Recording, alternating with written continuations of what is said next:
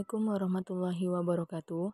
Alhamdulillah, puji syukur kita panjatkan kehadirat Allah Subhanahu wa Ta'ala yang telah memberikan kita kesehatan jasmani dan rohani.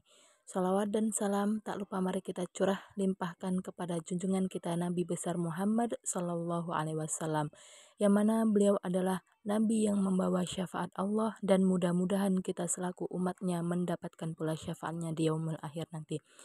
Baiklah, kami di sini sebagai kelompok 2 yang akan menjelaskan tentang hipotesis. Baiklah, di sini saya akan menjelaskan tentang apa itu hipotesis. Nah, hipotesis sendiri sudah tidak asing lagi terdengar di telinga kita, yang mana hipotesis adalah dugaan yang bersifat sementara, yang masih memerlukan pembuktian. Karena ia adalah dugaan, maka hipotesis harus dinyatakan dalam bentuk pernyataan dan harus sinkron dengan rumusan masalah. Hipotesis juga merupakan pernyataan hubungan antara variabel dengan variabel yang bersifat sementara atau dugaan yang masih lemah kebenarannya dan harus diuji kenyataannya. Baiklah, selanjutnya saya akan menjelaskan tentang ciri-ciri hipotesis, yang mana hipotesis harus dinyatakan dalam bentuk pernyataan, bukan dalam bentuk kalimat tanya. 2. Hipotesis harus tumbuh dari ilmu pengetahuan yang diteliti. Hipotesis hendaknya berkaitan dengan lapangan ilmu pengetahuan yang sedang atau yang akan diteliti. Ketiga, hipotesis harus dapat diuji.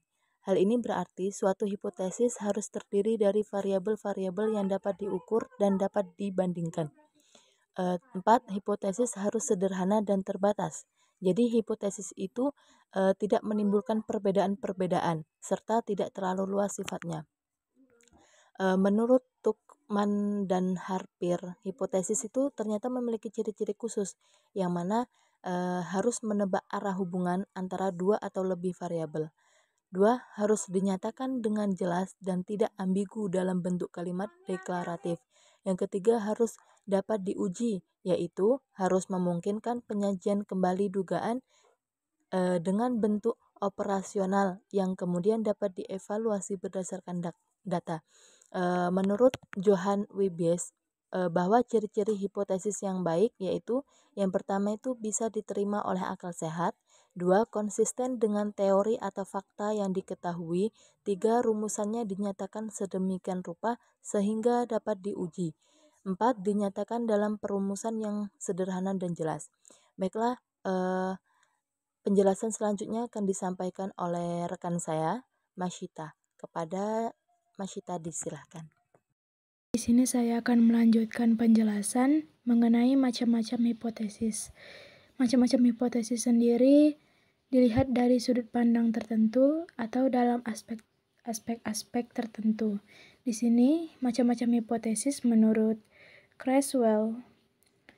Hipotesis dalam penelitian ilmiah dapat dibagi menjadi beberapa jenis berdasarkan sifat dan fokusnya, yaitu yang pertama adalah hipotesis direksional dan non-direksional.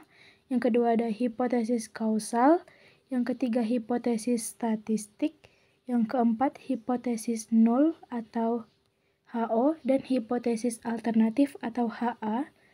Lalu ada hipotesis non-direktif serta hipotesis kerja dan hipotesis penelitian. Yang pertama yaitu hipotesis direksional dan non-direksional.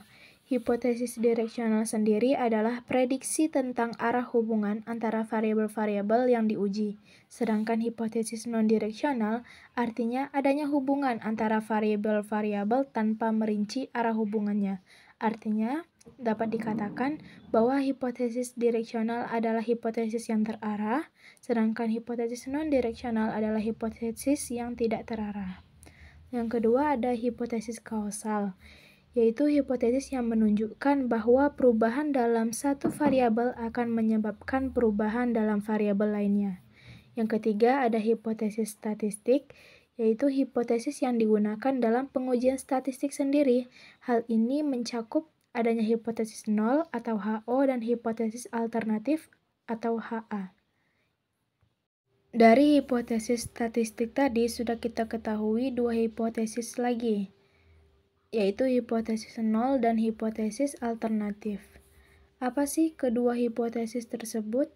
Hipotesis nol sendiri artinya tidak ada perbedaan yang signifikan, sedangkan hipotesis alternatif adanya perbedaan yang signifikan. Dapat dikatakan hipotesis alternatif sendiri kebalikan dari adanya hipotesis nol. Selanjutnya hipotesis non-direktif, yaitu hipotesis ini tidak menyatakan prediksi yang spesifik, melainkan digunakan untuk menjelajah dan mengalami fenomena dengan lebih mendalam. Yang terakhir, hipotesis kerja dan hipotesis penelitian. Hipotesis kerja sendiri adalah hipotesis yang diajukan sebelum penelitian dimulai dan digunakan sebagai dasar untuk menguji. Sedangkan hipotesis penelitian hasil dari analisis data dan pengujian hipotesis kerja itu sendiri. Selanjutnya, macam-macam hipotesis dilihat dari buku Sugiono. Ini berdasarkan tingkat eksplanasi hipotesis yang akan diuji. Maka rumusan hipotesis dapat dikelompokkan menjadi 3 macam. Yang pertama, hipotesis deskriptif, yang kedua, hipotesis komparatif, dan yang ketiga, hipotesis hubungan atau asosiatif. Yang pertama, hipotesis deskriptif, yaitu dugaan tentang nilai suatu variabel mandiri, serta tidak membuat perbandingan ataupun hubungan. Artinya, hipotesis ini hanya mendeskripsikan saja.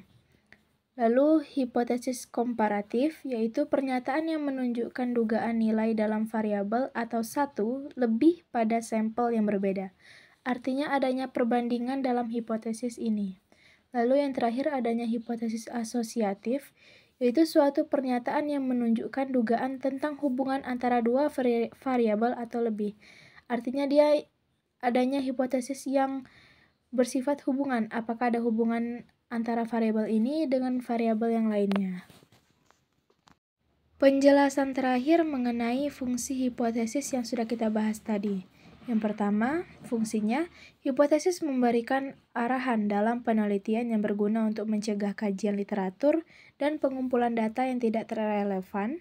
Yang kedua, hipotesis menambah kepekaan peneliti mengenai aspek-aspek tertentu dari situasi yang tidak relevan dan dari sudut pandang yang dihadapi. Yang ketiga, hipotesis memungkinkan peneliti untuk memahami masalah yang diteliti dengan lebih jeli. Yang keempat, hipotesis digunakan sebagai sebuah kerangka untuk meyakinkan peneliti. Nah, berdasarkan fungsi hipotesis di atas, ada faktor-faktor yang harus diperhatikan dalam penyusunan hipotesis. Yang pertama, hipotesis disusun dalam kalimat deklaratif. Yang kedua, variabel yang dinyatakan adalah variabel operasional.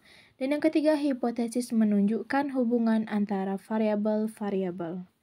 Itulah yang dapat kami sampaikan pada video pembelajaran kali ini. Semoga bermanfaat.